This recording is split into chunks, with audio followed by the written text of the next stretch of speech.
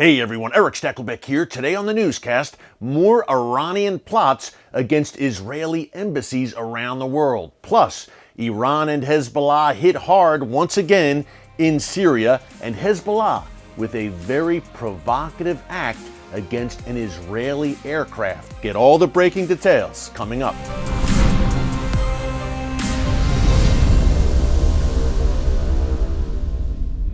Hey folks, Erick Stakelbeck here. Welcome to the Watchman newscast. It's Friday, and as we head into the weekend, I wanted to bring you a quick update, a roundup of 4 major Middle East stories that you need to know about and that you most likely did not hear about in the mainstream media. Number 1, the Iranian regime up to no good, targeting embassies and opponents around the world once again. And number 2, things continue to heat up to Israel's north in Syria and Lebanon. We've got all the breaking details for you. Before we get into it, I just want to encourage you to subscribe to the Watchman News channel right here on YouTube and click the notification bell so you get alerts every time a new video is posted. We are watchmen on the wall for you for such a time as this. So let's get into it. Number 1, the Iranian regime up to some very dirty tricks around the world. We know that they have been seeking revenge for the deaths of terror kingpin Qasem Soleimani and the father of their nuclear bomb, Mohsen Fakhrizadeh, or what they hope is going to turn into a nuclear bomb. Mohsen Fakhrizadeh, taken out outside of Tehran back in late November. The Iranian regime has been vowing revenge ever since. Well, an Israeli media outlet, Channel 11 in Israel, is reporting that the Iranian regime was scouting out the Israeli embassy in Ethiopia, as well as the United Arab Emirates embassy in Ethiopia in the capital, Addis Ababa. Ethiopian authorities reportedly have arrested some 16 Iranian agents for scoping out that UAE embassy, and the Israeli embassy there in Ethiopia has reportedly been under, or I should say on, high alert over the past few months since the death of Fakhrizadeh. Now, very dangerous scenario, obviously, for Iran to be plotting to hit targets abroad, but we told you about this, right, on the newscast many times over the past few weeks. In particular, last Friday, if you remember, that blast outside of the Israeli embassy in New Delhi, India, a small improvised explosive device. I believe that was January 29th, Friday the 29th. Check it out in our archives here on YouTube under newscasts for all the details on that attempted terror attack. Now, that was last Friday. A group or an organization calling itself India Hezbollah left a note in English, ironically enough, at the site of the blast. No one was hurt at the embassy in New Delhi. The embassy itself was not damaged. Several cars around the embassy were damaged. But was this kind of a probing dry run type attempt by the Iranian regime and Hezbollah, its assorted allies and proxies around the world? Strikes in Argentina that killed dozens and dozens of people back in 1992 and 94 against the Israeli embassy in Buenos Aires, also against a Jewish community center in Argentina, carried out by the Iranian regime. We've seen attacks in Thailand, Georgia, the country of Georgia, in Bulgaria, where a Hezbollah operative killed several Israeli tourists on a bus in that country. And I think about here in the U.S., back in 2011, a major story that Iran was plotting, or Iranian agents were plotting to strike the U.S. and Saudi embassies in Washington, D.C. So the track record is lengthy of Iran's terror operations outside of the Middle East, targeting their opponents and their enemies everywhere from Asia to Europe to even the United States and in Latin America. So obviously the reports out of Ethiopia, no surprise. And what do you know, we have another story along the same lines earlier this week. Again, I'm sure you didn't hear about this, or I'm pretty sure you didn't, but that's why you're here at the Watchman newscast.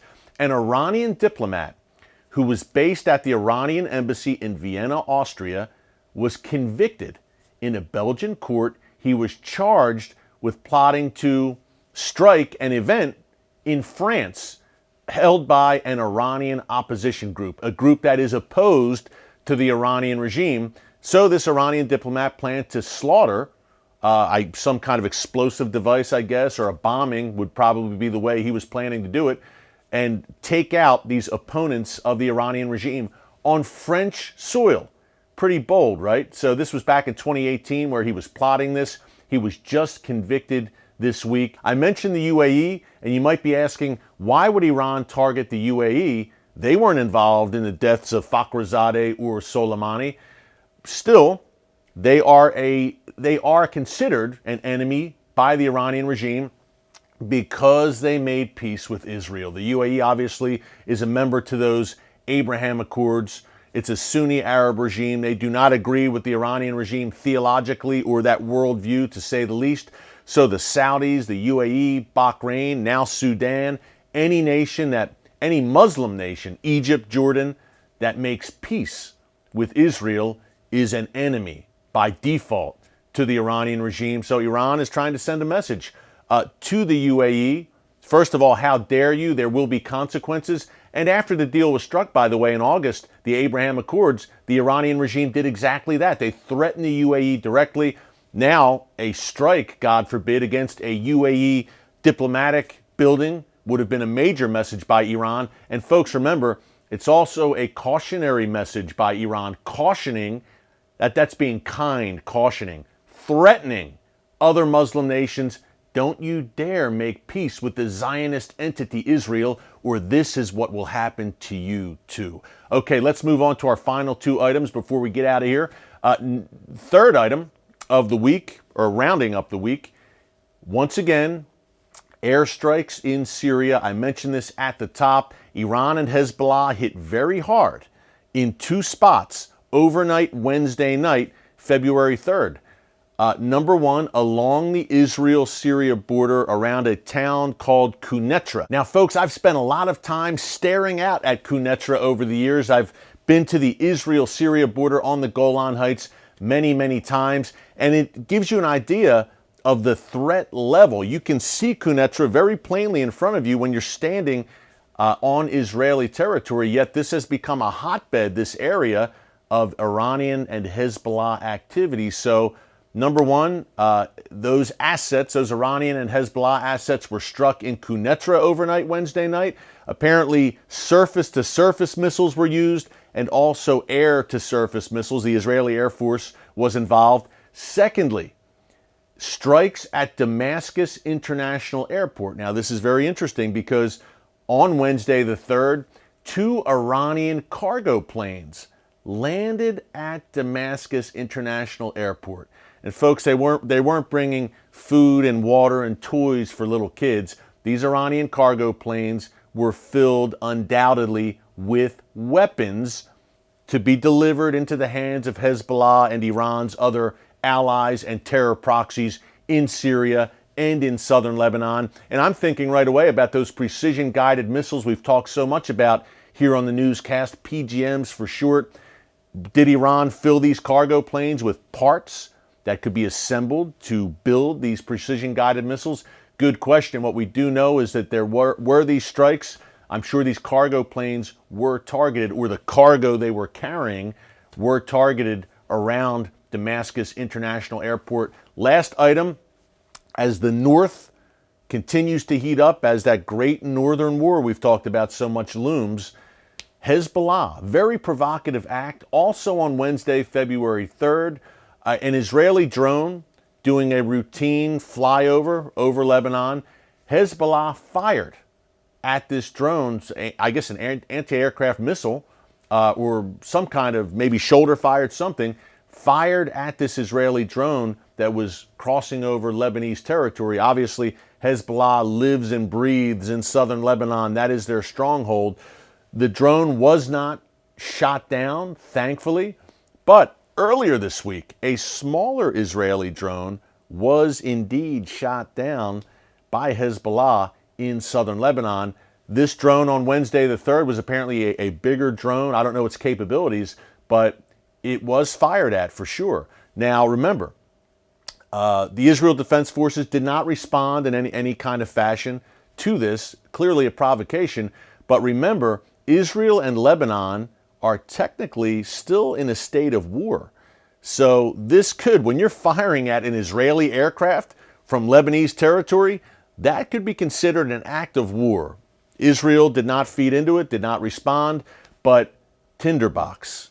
The southern Lebanon, Syria is that powder keg. And folks, a seemingly small incident like Hezbollah firing at a drone, an unmanned drone, could spark a larger confrontation. So we're keeping an eye on that as that great northern war, again, which will pit Israel against Hezbollah, against the Iranian regime, its various proxies in Syria.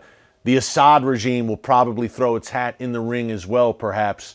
That is coming. It's a question not of if, but when. That's not me saying it. That's Israeli officials and military officials who I interview for the Watchman TV show who are saying exactly that. So continue to pray for the peace of Jerusalem.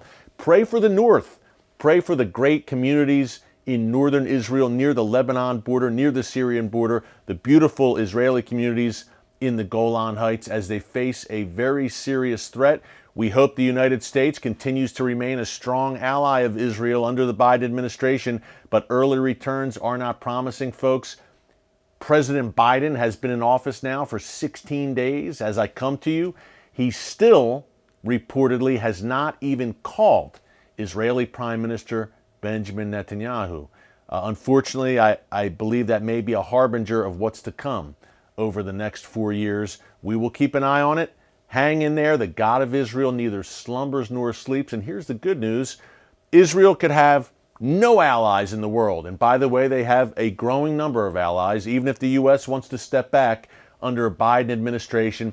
But they have the greatest ally that there is. Don't forget, the God of Israel, the God of Abraham, Isaac, and Jacob. So hey, be sure to subscribe, click the notification bell. Thanks so much for joining us. Have a great weekend. God bless you. And remember, never hold your peace.